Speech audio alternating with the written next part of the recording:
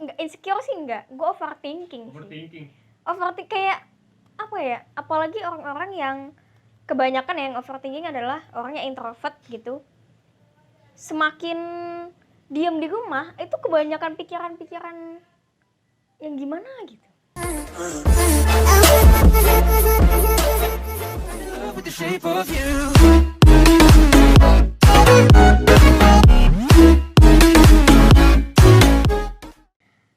Hai, balik lagi sama gue Cila dan temen gue Salomo.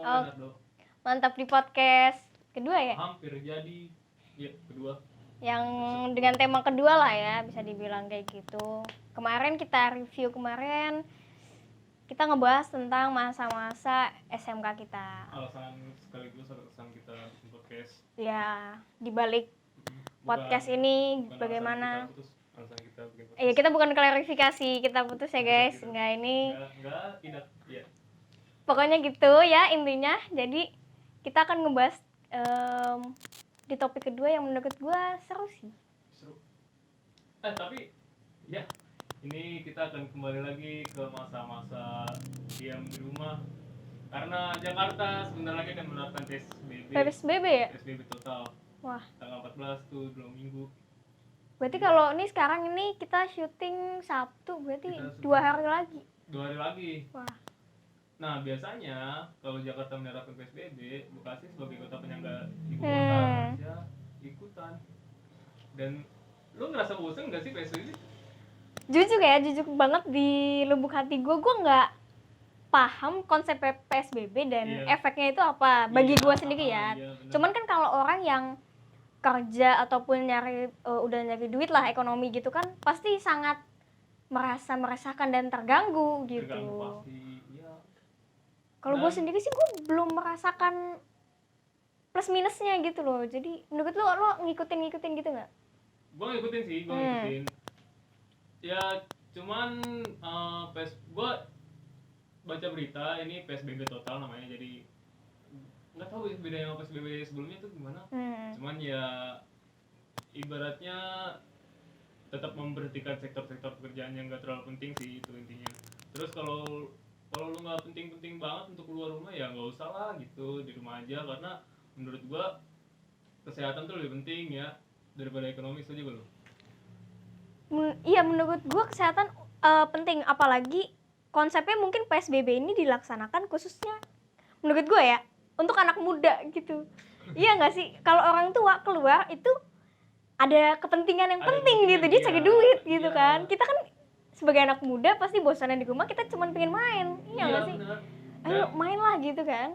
Gue merasa kasihan sama tenaga kesehatan sih pastinya. Oh ya jelas banget dong. Gak mungkin dong kita keluar tanpa mikirin mereka, kita keluar asik-asik merekanya malah capek. Malah lebih tanggung jawabnya lebih banyak banget dong. Itu tuh gue sempat baca nakes itu biasanya batas pekerjaannya sampai jam 9 malam. Tapi ada beberapa orang yang hampir semuanya kayak kerja sampai jam 3 pagi. Wow. Itu gila sih. Salut sih gue. Untuk ya apalagi pasti rentan banget kena, namanya juga di rumah sakit kan. Iya, udah gitu lo pakai APD. Panas sih. Panas banget. Kita pakai jaket aja di luar udah. Makanya nih, tolong nih buat teman-teman. Biar semakin cepat itu semakin lebih baik lah, biar harusnya sih dari dulu ya kita PSBB, menurut gue PSBB-nya dari dulu, nggak usah ada pelonggaran yang normal tuh kayaknya lebih lama lagi. Menurut gue di otak gue ya, pemikiran masyarakat new normal adalah virus corona sudah tidak ada gitu loh. Jadi mengubah stigma masyarakat secara nggak langsung menurut gue.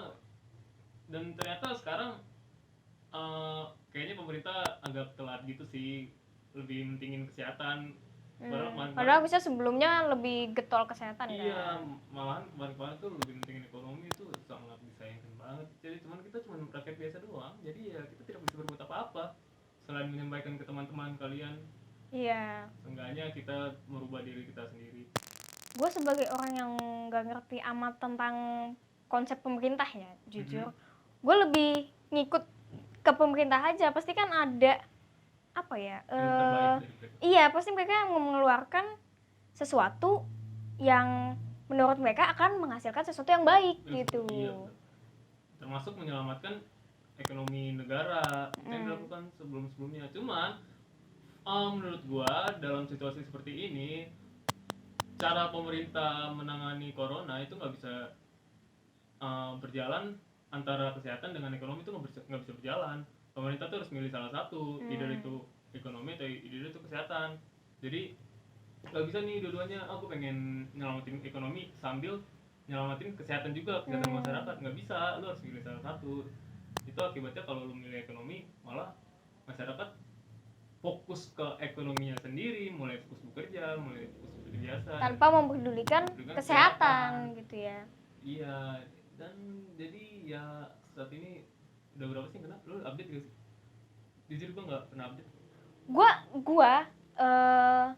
dulu awal-awal banget gua selalu mantengin namanya berapa yang naik, berapa yang turun gitu. Nah, itu mengakibatkan gue jadi stres. Gue ke dokter, serius. Iya. Jadi ini dokternya sendiri ya ngomong, emang kemungkinan kita stres di masa pandemi itu semakin besar banget. Iya. Jadi kita tuh batuk dikit, aduh, corona nih gue kena nih. Nah, jadi tuh gue udah gak ngikutin lagi biar gue tuh gak stres orangnya. Apalagi mikirin kayak gitu loh. Apalagi lu tinggal sama orang tua kan. Nah itu dia, apalagi ibu gue itu kerja di Jakarta. Nah itu bikin gue makin stres. Jadi gue udahlah bodo amat. Tapi gue tetap jaga kesehatan gue dan orang di sekitar rumah gue. Gitu aja sih, gue gak ngikutin jujur. Gue juga ngikutin, gue males. Tiap hari update, tiap hari nambah tapi gak ada perubahan. Ya bingung aja gue gimana. Ya gue sebagai masyarakat umum gue juga masih bingung untuk menyelesaikannya gitu kan. Gue juga oke lah, gue sekarang ini gue manut pemerintah aja, maunya kayak gimana pasti ada yang terbaik gitu. Betul sih. Harusnya sih ada kerjasama. Ini nggak cuma pemerintah doang nih, harusnya ada kerjasama dari pemerintah, tenaga kesehatan, masyarakatnya juga harus ngikut pemerintah lah ya, jangan bandel. UMKM menurut ini hal yang menurut gue menarik. Pernyataan dari Jokowi adalah saat ini UMKM itu menjadi tulang punggung ekonomi Indonesia nih. Yang mana dari krisis ekonomi yang udah pernah kita rasain di 2008 sama 1998, yang menjadi penyelamat ekonomi Indonesia UMKM. Itu UMKM. Iya, usaha kecil menengah ke bawah lah ya. Menengah kecil mikro. Iya, gua agak ribut gitu. Jadi ya bisa dibilang kita tetap belanja, gimana ya ngomongnya, ngebantu inilah ya, ngebantu usaha-usaha kecil. Usaha-usaha kecil, iya, gue setuju. Atau lu bisa beli online, lebih aman kan, beli online di all shop. Terus ya ini sebagai salah satu bukti lu cinta tanah air sih, dengan menghabiskan duit tentunya. Ini saatnya lu buktiin ke orang tua lu bahwa menghabiskan duit itu tidak buruk. Betul dong. Tapi dengan konsep membantu gitu kan, membantu negara secara perlahan-lahan. Iya benar, sekecil apapun itu.